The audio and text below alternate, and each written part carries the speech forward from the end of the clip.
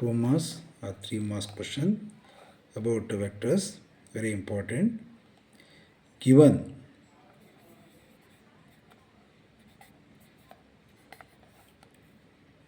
A dot B is equal to 0, given A dot B is equal to 0 and A cross B is equal to 0, given A dot B is equal to 0 and A cross B is equal to 0, what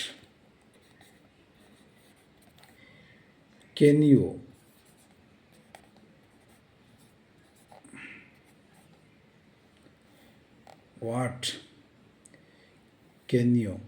decide or conclude?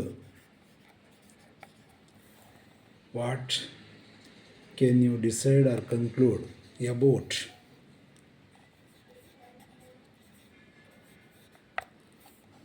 the vectors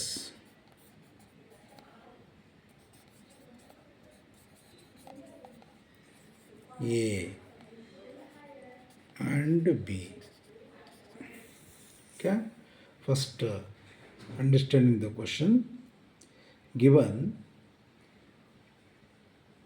A dot B is equal to 0 and A cross B is equal to 0, what can you conclude about the vectors A and B?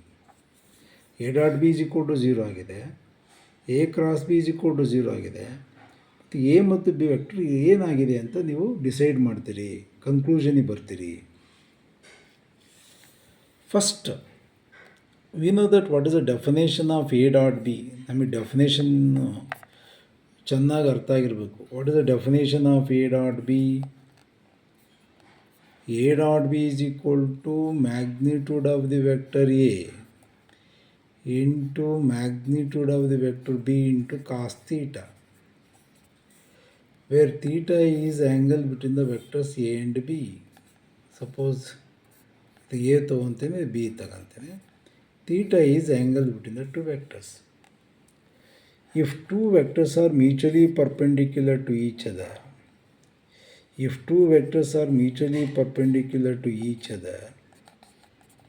theta is equal to 90 degree.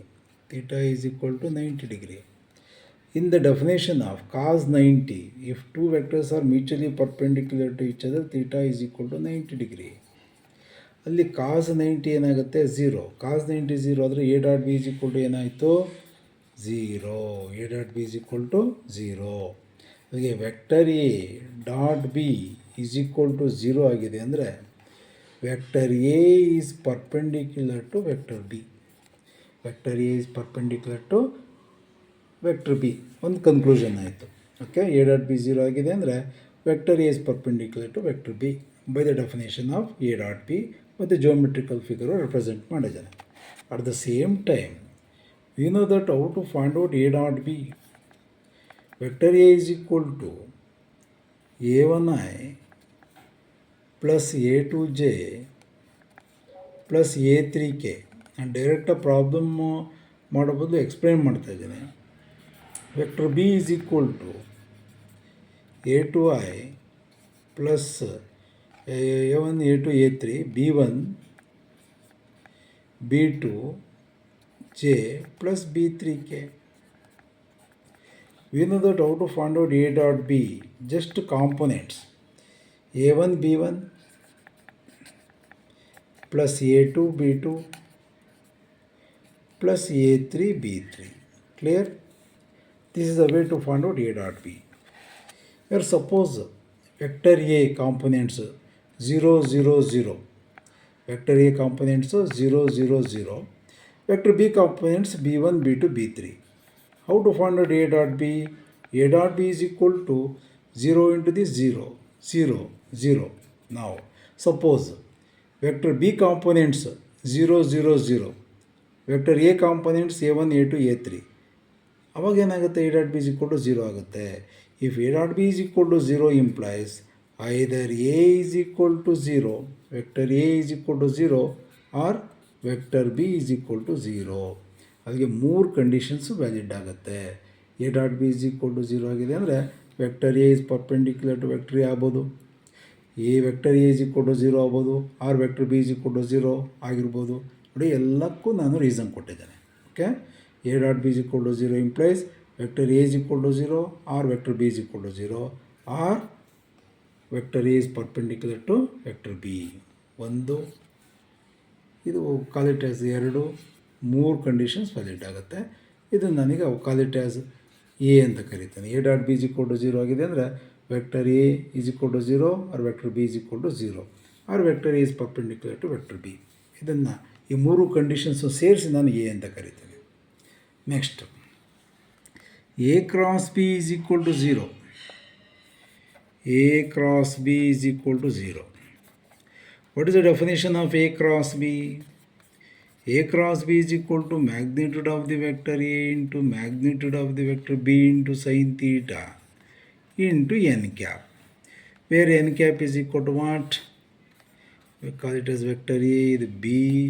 N cap is the unit vector perpendicular to the vector A and B. N cap is the unit vector perpendicular to the vector A and B. Again, how to find out A cross B? ಡೀಟೇಲಾಗಿ explain ಮಾಡ್ತಿದ್ದೀನಿ ನಾನು.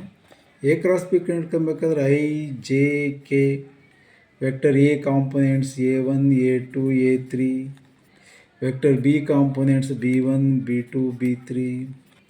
V know that plus minus plus out to expansion of third order. Previous ವಿಡಿಯೋದಲ್ಲಿ ನಾನು third ಆರ್ಡರನ್ನು expansion ಮಾಡಿದ್ದೀನಿ ನೋಡಿ.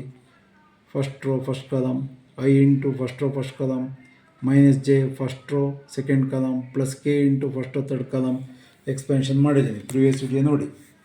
ಈಗ ನಾನು ಈ ಪ್ರಾಬ್ಲಮ್ ತೊಗೊಂಡ್ರೆ A cross B is equal to 0 ಆಗಿದೆ ಅಂದರೆ vector A is equal to 0 ಆಗಿರ್ಬೋದು, or vector B is equal to 0 ಆಗಿರ್ಬೋದು. ಬಿಕಾಸ್ ಇಲ್ಲಿ ಇದು 0 ಆದರೆ ವೆಕ್ಟರ್ ಎ ಕಾಂಪೊನೆಂಟ್ 0 0 0 ಆಗಿದ್ದು ಇದನ್ನು ಎಕ್ಸ್ಪ್ಯಾನ್ಷನ್ ಮಾಡಿದ್ರು ನಮಗೆ A cross B is equal to 0 ಆಗುತ್ತೆ. ಆರ್ ಇದು A1 A2 A3 ಇದ್ದು third row 0 0 0 vector B component 0 ಆಗಿದ್ರು ಟೋಟಲ್ ಎ ಕ್ರಾಸ್ ಬಿ ಏನಾಗುತ್ತೆ 0 ಆಗುತ್ತೆ.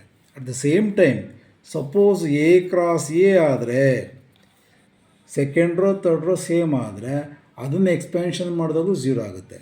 ಅಥವಾ B cross B A cross A ಅಂದರೂ 0, B cross B is also 0. Second row third row same ಆದರೆ the value of the determinant is always equal to 0. A cross B 0 ಆಗುತ್ತೆ. ಅಲ್ಲಿಗೆ ಇವೆರಡು same ಇದೆ ಅಂದರೆ parallel.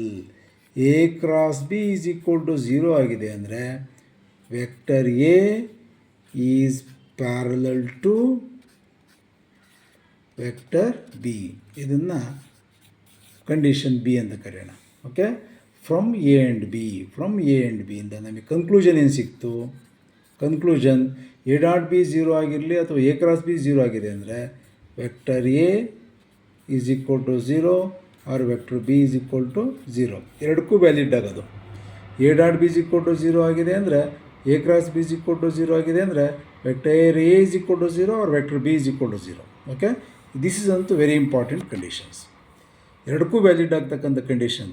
A dot B is equal to 0, vector A is equal to 0 or vector B is equal to 0.